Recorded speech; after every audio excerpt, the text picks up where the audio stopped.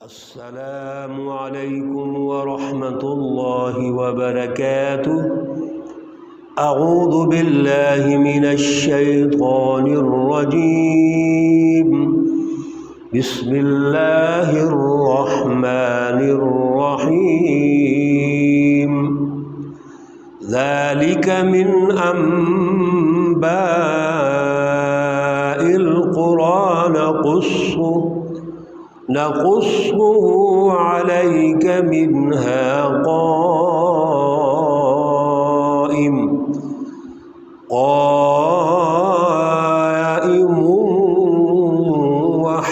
وحصيد۔ صدق اللہ العلی العظیم۔ اللہم صل علی سیدنا ومولانا محمد النبی الامی وعلی آلہ واصحابہ وبارک وسلم وصل علیہ۔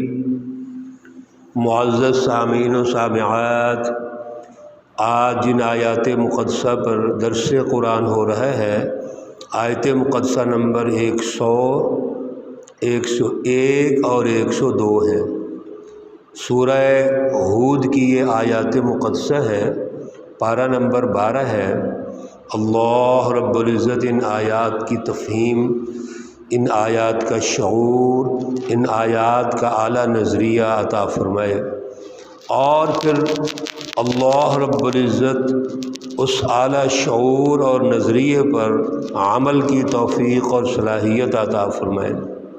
گزشتہ درس میں حضرت موسیٰ علیہ السلام جو اللہ کے نمائندے ہیں، حزب اللہ کے لیڈر ہیں، اور ان کے مقابلے میں فرعون اور اس کے جو سردار ہیں، حکمران پارٹی ہے جو حزب الشیطان ہے، اور فرعون ان کا لیڈر ہے، ان کے حوالے سے ایک تجزیہ اللہ نے پیش کیا تھا کہ موسیٰ علیہ السلام فرعون اور وہاں کے سرداروں کے پاس جب جاتے ہیں تو واضح دلائل لے کے جاتے ہیں۔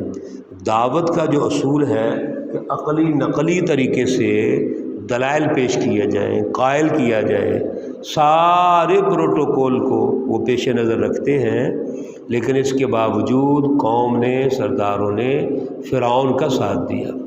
اب نتیجہ یہ نکلے گا کہ وہ آج بھی، یعنی دنیا میں بھی انہوں نے فرعون کا ساتھ دیا، اور فرعون کے ساتھ انجام ہوا ان کا، جہنم میں گئے، اور آخرت میں بھی ان کا انجام فرعون کے ساتھ ہوگا۔ کیوں؟ فرعون ان کا لیڈر ہے۔ اور وہاں ہم نے گزارش کی تھی کہ اصل میں لیڈر کا انتخاب درست ہونا چاہیے۔ دیکھو، دنیا کے اندر دو ہی راستے ہیں، تیسرا تو مشکوک راستہ ہے، وہ بھی ہے۔ ایک راستہ وہ ہے جو اللہ رب العزت کی رضا کا ہے، اس کے مطابق چلنے کا ہے، اس سے رہنمائی لینے کا ہے، اور رسول اکرم صلی اللہ علیہ وسلم، انبیاء علیہ السلام سے رہنمائی لینے کا ہے۔ دوسرا جو راستہ ہے وہ کفر کا ہے اور مقابلے کا ہے، وہ شیطان ہے، شیطانی جماعتیں ہیں، شیطانی طاقتیں ہیں، ان کا راستہ اختیار کرنے کا ہے۔ یہ دو ہی راستے ہیں، ایک صراط مستقیم ہے، ایک صراط ضلالت گمراہی کا راستہ ہے۔ تیسرا راستہ تو ایجنٹیوں کا ہے، وہ راستہ وہ ہے جس میں کفر کے اعلی کار کے طور پہ کام کیا جاتا ہے، جس کو منافقت کہتے ہیں۔ اس لیے اللہ رب العزت نے پہلے پارے کے پہلے دو رکوع میں ان تینوں جماعتوں کا تعارف کروا دیا، چوتھی جماعت تو ہے ہی کوئی نہیں۔ اب ہم نے یہ فیصلہ کرنا ہے نا، حزب اللہ کون ہے اور حزب الشیطان کون ہے۔ کوئی مشکل نہیں ہے، ماشاءاللہ ہم اللہ کی رہنمائی مسلسل دروس میں لے رہے ہیں۔ حزب اللہ کی ہم جو دعوت ہے وہ سن رہے ہیں، حزب اللہ کا جو دعوت کا طریقہ کار ہے وہ بھی سن رہے ہیں۔ پھر حزب اللہ رب العزت کی جو جماعت ہے وہ کن بنیادوں پر آگے بڑھنا چاہتی ہے وہ بھی ہم مسلسل سن رہے ہیں، اور ان کے مقابلے میں حزب الشیطان جو مقابلہ کر رہی ہے، جس طرح وہ ضد، تکبر اور عناد کو پیش کرتی ہے، اور پھر وہ مسائل پیدا کرتی ہے، اور پھر اس کا نتیجہ کیا نکلتا ہے، یہ مسلسل ہم سن رہے ہیں۔ محترم بھائی اور بہنوں، تجزیہ ہم نے کرنا ہے، ہم بھی ذمہ دار ہے، یاد رکھیں۔ ہر دور میں ہم نکل جاتے ہیں جی ہمارا کیا قصور ہے، جی کیوں قصور ہمارا نہیں ہے؟ جب اللہ رب العزت کی کتاب مقدس کو ہم سن رہے ہیں اور اس کا مطالعہ کر رہے ہیں تو ہمارے اندر کیوں تجزیہ پیدا نہیں ہوتا کہ ہم حق اور باطل میں فرق کر سکیں، ہم حزب اللہ اور حزب الشیطان میں فرق کر سکیں؟ سب کچھ اللہ نے واضح کر دیا ہے، اس لیے ہمیں ہمیشہ واضح سمجھنا چاہیے۔ آج کی آیات میں بھی اللہ رب العزت نے اسی چیز کو نمایاں کیا کہ جب کوئی بھی قوم انبیاء علیہ الصلاۃ والسلام کی دعوت کو قبول نہیں کرتی، جو صراط مستقیم ہے، درست دعوت ہے، فطرت کے مطابق دعوت ہے، انسانیت کی دعوت ہے، اس کو وہ قبول نہیں کرتی، پھر کیا ہوتا ہے؟ ذالک من انباء القری، یہ جو آپ خبریں سن رہے ہیں، بستیوں کی حالات کا مطالعہ کر رہے ہیں، نقصہ، جس کو ہم سنا رہے ہیں، علیک، آپ پر، منہا قائم و حصید، ان میں سے بعض بستیاں ایسی ہیں جو اب تک قائم ہیں، اور بعض ایسی ہیں حصید کہتے ہیں جن کو جڑ سے اکھیڑ دیا گیا، ملیا میٹ ہوگی، بالکل زمین بوس ہوگی۔ حضور اکرم صلی اللہ علیہ وسلم کو یہ بتایا جا رہا ہے، رسول اللہ صلی اللہ علیہ وسلم کو، کہ آپ ذرا ان حالات کا جائزہ لیجیے۔ جو بستیاں آج بھی اپنے پاؤں پہ کھڑی ہیں، قائم ہیں، ان کی وجہ کیا ہے؟ انہوں نے اللہ کی جماعتوں کا ساتھ دیا، انہوں نے اللہ رب العزت کی رضا کو حاصل کرنے کے لیے وہاں سے ظلم کو ختم کیا، وہاں سے غلامی کو ختم کیا، وہاں پر عدل کا سیاسی اور معاشی نظام قائم کیا، امن قائم کیا، خوشحالی قائم کی، سائنس اور ایجادات قائم کی۔ نتیجہ کیا نکلا؟ وہ قومیں ترقی کرنا شروع ہو گئی۔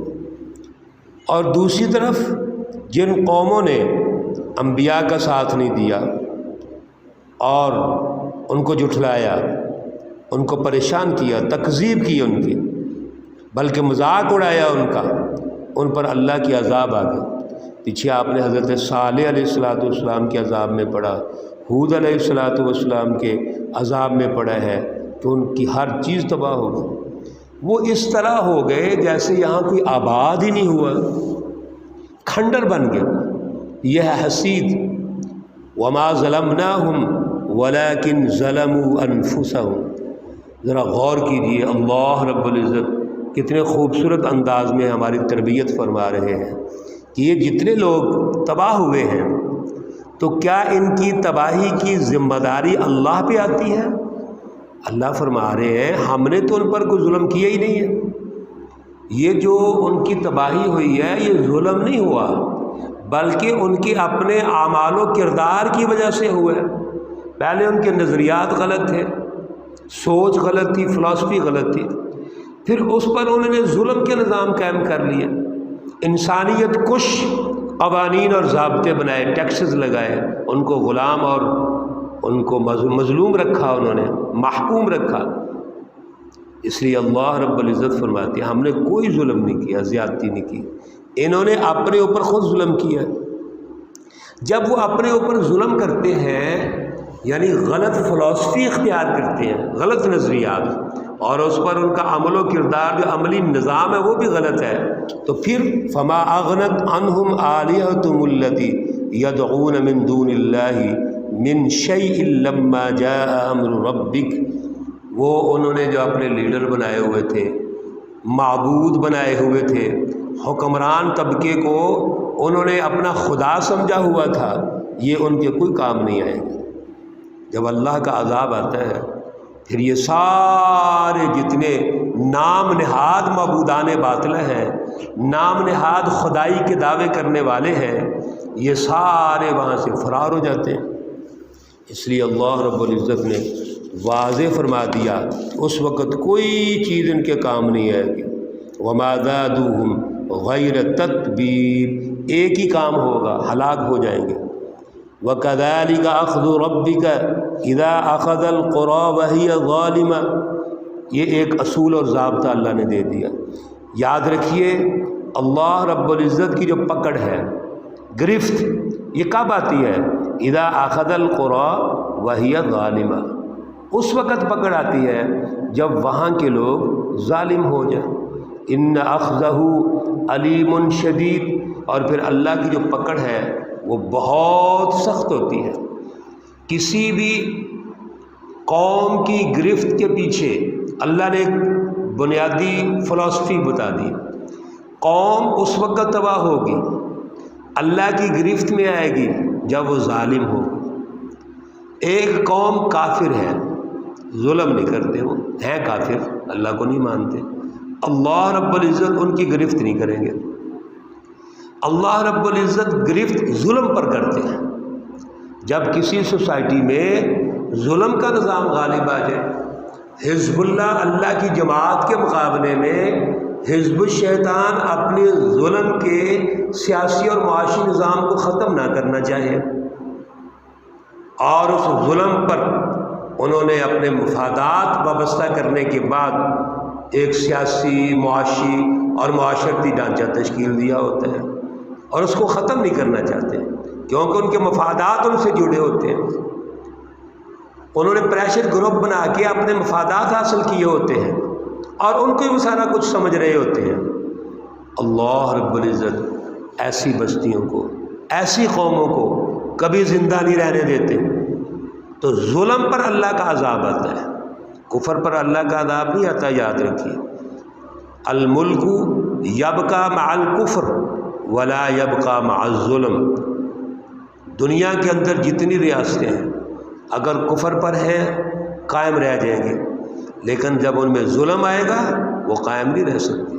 اب ظلم آنے والی جو ریاستیں ہیں وہ کافر ہے یا مسلمان کوئی بھی ہو، بنیادی فلسفی یہ ہے کہ ظلم نہیں ہونا چاہیے، عدل ہونا چاہیے، اور اگر ظلم آ گیا بظاہر مسلمان ہے تو وہ ریاستیں بھی تباہ ہو جائیں گی، اللہ رب العزت کی گرفت میں آ جائیں گے۔ اور پھر جب اللہ کی گرفت آتی ہے، ان اخذہ علیم شدید، جب اللہ کی گرفت آتی ہے تو وہ بڑی سخت ہوتی ہے، دردناک ہوتی ہے۔ اللہ رب العزت ہمیں اس سے محفوظ فرمائے۔ اللہ رب العزت وہ اعلیٰ شعور، اعلیٰ نظریہ عطا فرمائے جس کے نتیجے میں ہم اپنی سوسائٹی پر عدل قائم کر سکیں، ظلم ختم کر سکیں، سیاسی اور معاشی ظلم ختم کر سکیں، عدل قائم کر کے انسانیت کو آزادی دلا سکیں، انسانیت کو اللہ کے قریب کر سکیں۔ اللہ رب العزت ہمیں شعور بھی عطا فرمائے۔ انبیاء علیہ الصلاۃ والسلام کی یہ جد و جہد ہے، اس کا بھی ہمیں اللہ شعور دیں، اعلیٰ نظریہ دیں، ہمیں بھی اللہ تعالیٰ اس جد و جہد میں شامل فرمائے۔ اللہ رب العزت تمام مرحومین و مرحومات کو جنت الفردوس میں اعلیٰ مقام عطا فرمائے، ان کے صغیر کبیرے گناہ معاف فرمائے۔ اللہ رب العزت ان کے لیے آخرت میں آسانیاں پیدا فرمائے۔ اللہ رب العزت جتنے بھی لوگ بیمار ہیں جہاں جہاں ہیں سب کو شفائے کاملہ عاجلہ مستمرہ عطا فرمائے۔ ہمارے بھائی بہن عزیز و اقارب جہاں جہاں ہیں اور پریشان حال ہیں، ان کی انفرادی پریشانیاں ہیں، نجی پریشانیاں ہیں، فیملی کی پریشانیاں ہیں، اجتماعی رشتہ داروں کی پریشانیاں ہیں، اس طرح ملک اور قوم کی پریشانیاں ہیں، اللہ تعالیٰ سب کی پریشانیوں کو دور فرمائے اور سب کو اس ظلم سے نجات عطا فرمائے۔ ربنا تقبل منا انك انت السميع العليم وتب علينا انك انت التواب الرحيم وصلى الله تعالى على النبي الأمي محمد وعلى آله وأصحابه أجمعين برحمتك يا أرحم الراحمين۔